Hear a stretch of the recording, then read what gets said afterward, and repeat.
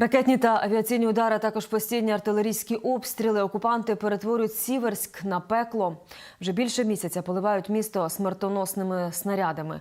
Взяти в лоб Бахмут у них не виходить, тож намагаються прослизнути через трасу Дебальцеве-Ізюм. І саме тому для них такий важливий Сіверськ. У місті побувала Євгенія Китаєва. Як там виживають люди, дивіться далі.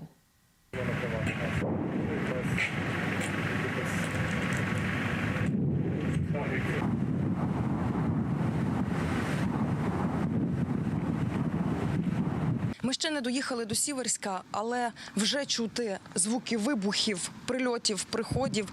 Нині в селі ми бачимо, що магазин продуктовий і відділення Нової пошти забите дошками. Так само просто на роздоріжжі побита цивільна машина. Побиті будинки, вирви посеред дороги. Чим ближче під'їжджаємо до міста, тим виразніше відчуваємо запах гару. Сіверськ окупанти обстрілюють, і місто горить вже більше місяця.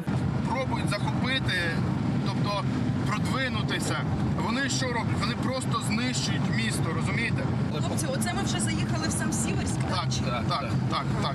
Це вже початок околиці. Росіяни продовжують тактику випаленої землі. Там, де були гарні затишні вулиці приватного сектору, тепер пустка. Розтрощені паркани, повністю знищені будинки мирних мешканців. Артилерію, авіацію знищують, незважаючи на те, що там є діти, люди, цивільне населення, будинки, школи, лікарні, садочки. Тобто для них немає ніяких перешкод, вони просто діють як терористи.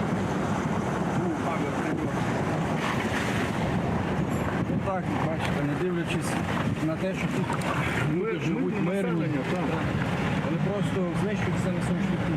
За місяць боїв Сіверськ перетворився на місто-привид. Тут не зустріти людей. Всі, хто лишився, ховаються у підвалах будинків. Люди виходять із них лише за крайньої необхідності, коли привозять продукти, або якщо потрібно йти по воду до криниці. Буває таке, що без хліба?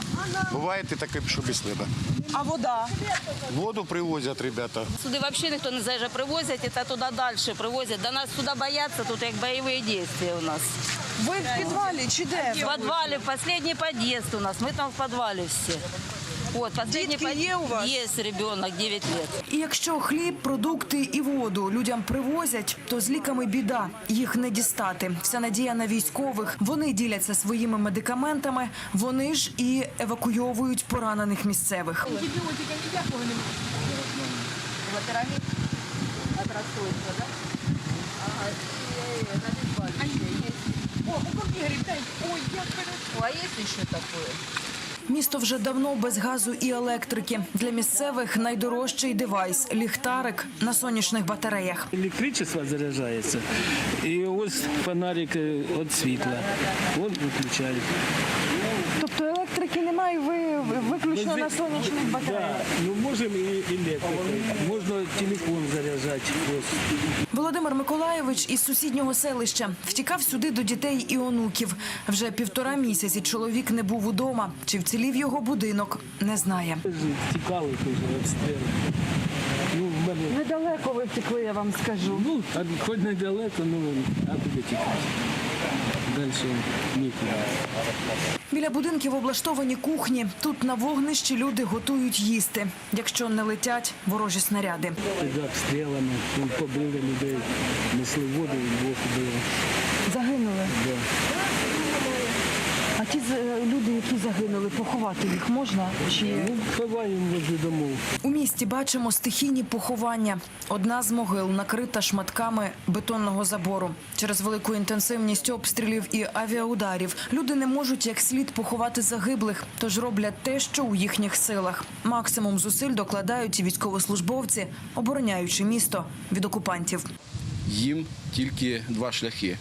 Або 200-ми в землі, або здатися і вибачатись років 20, відбудувати все і геть з нашої країни, геть до кордонів 91-го року.